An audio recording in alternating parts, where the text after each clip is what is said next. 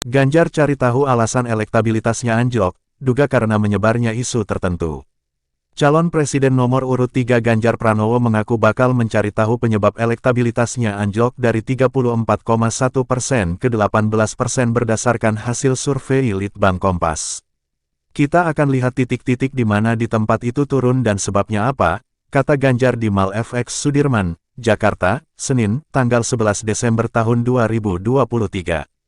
Ganjar menduga, salah satu penyebab elektabilitasnya merosot adalah berseliwerannya sejumlah isu di tengah masyarakat. Oleh sebab itu, ia akan meminta partai politik pengusung dan relawan pendukung meluruskan isu-isu tersebut.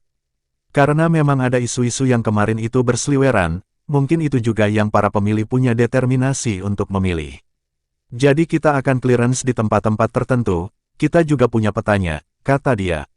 Di samping itu, Ganjar juga mengonsolidasikan partai-partai politik pengusung agar pemilihnya solid memilih pasangan Ganjar Pranowo Mahfud MD pada pemilihan Presiden Pilpres 2024. Politikus PDIP ini mengakui bahwa banyaknya pemilihan yang mesti dilakoni membuat konsentrasi partai politik terpecah, tidak fokus memenangkan pemilihan presiden. Hari ini akan ada pemilu yang cukup banyak.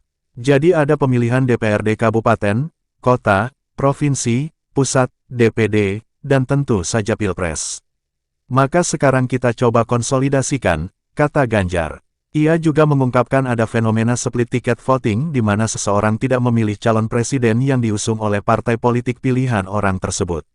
Posisi-posisi swing seperti inilah yang secara kepartaian sekarang sedang dikonsolidasikan oleh partai pendukung, partai pengusung juga.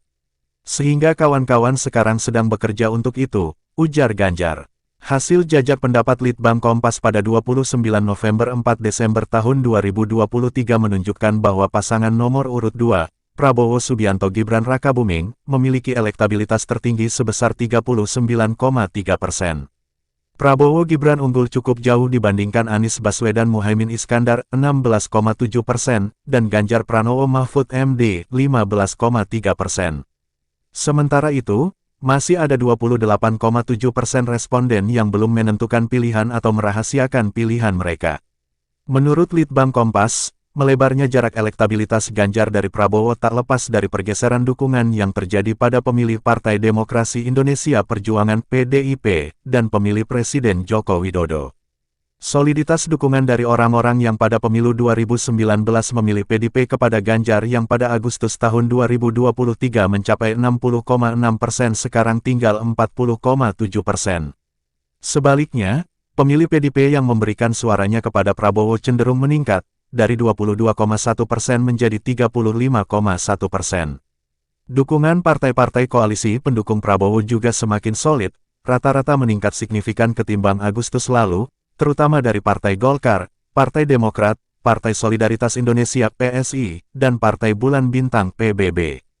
Adapun survei melibatkan 1.364 responden yang dipilih secara acak menggunakan metode pencuplikan sistematis bertingkat di 38 provinsi di Indonesia. Metode tersebut memiliki tingkat kepercayaan 95% dan margin of error kurang lebih 2,65% dalam kondisi penarikan sampel acak sederhana. Survei dibiayai sepenuhnya oleh Harian Kompas. Yang lain buat kami itu menjadi pemicu saja agar kita bisa berpacu lebih bagus lagi karena waktu masih ada dan konsolidasi sekarang sedang dilakukan. Jadi kita tidak berkecil hati, tugas kita temui rakyat, langsung kita berkomunikasi dengan mereka.